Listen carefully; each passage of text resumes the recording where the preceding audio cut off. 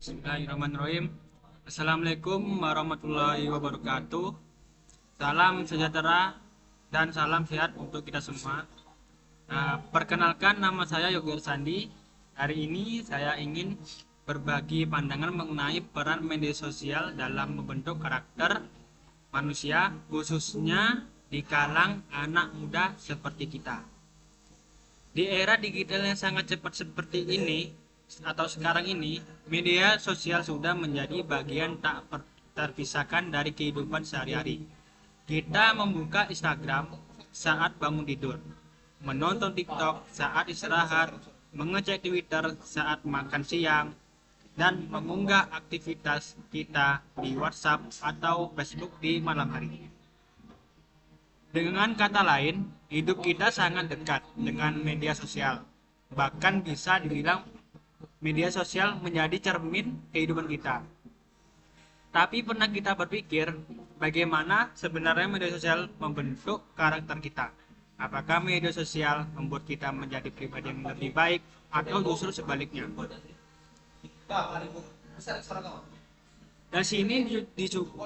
Di sini juga ada dampak positif media sosial. Antara lain itu, mari kita mulai dari sisi positifnya ya.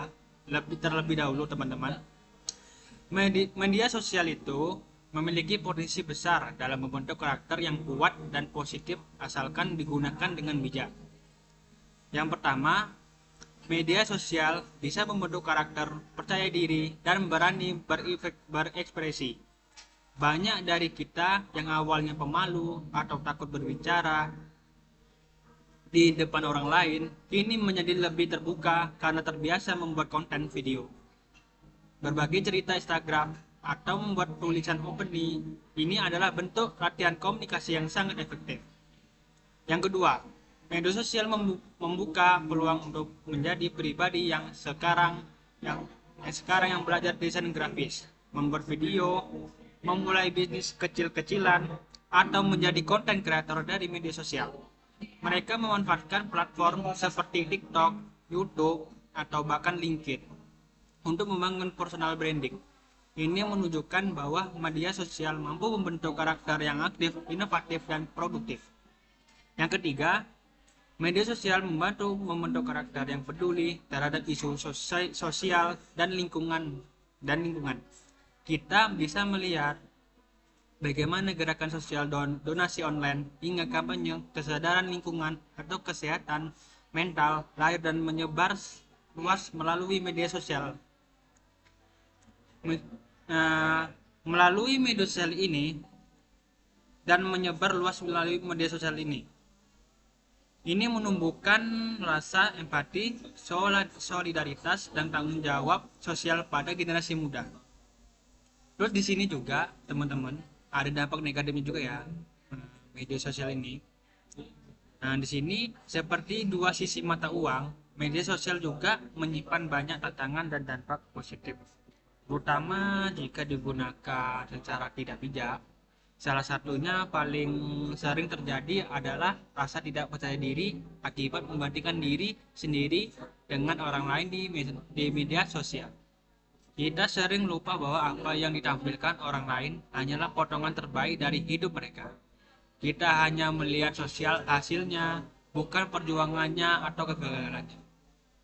Akibatnya, banyak orang yang merasa hidupnya kurang berharga atau tidak seberhasil orang lain. Dan di sini, media sosial juga berpotensi membentuk karakter impulsif dan mudah tersinggung. Misalnya, kita terlalu cepat mengomentari tanpa memverifikasi kebenaran suatu berita, atau kita ikut menyebarkan informasi yang belum tentu benar hanya karena viral.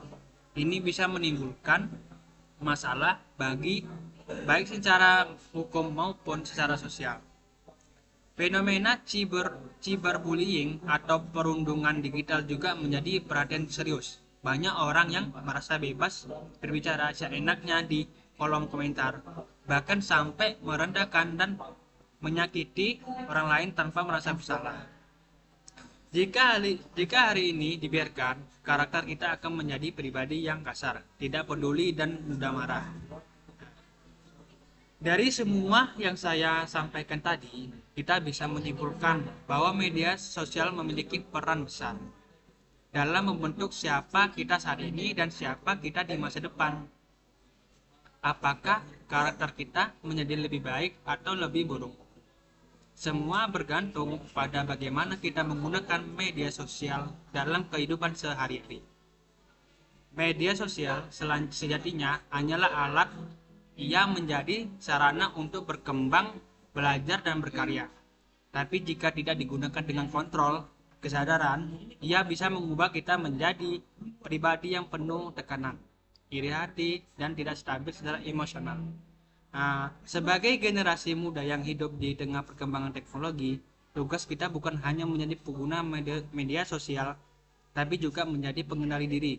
Kita harus bisa memilih apa yang baik untuk kita dikonsumsi dan apa yang kita sebaiknya kita abaikan.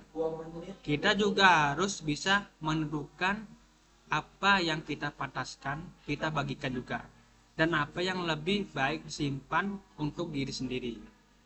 Nah, karakter yang baik tidak dibentuk dari seberapa banyak follower yang kita miliki atau seberapa viral konten kita yang kita miliki.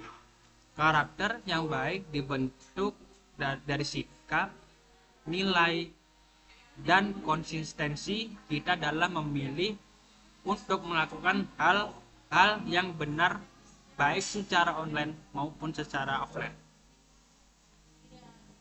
Sekian yang dapat saya sampaikan. Apabila ada salah kata, mohon dimaafkan. Terima kasih atas perhatian teman-teman dan rekan-rekan semuanya.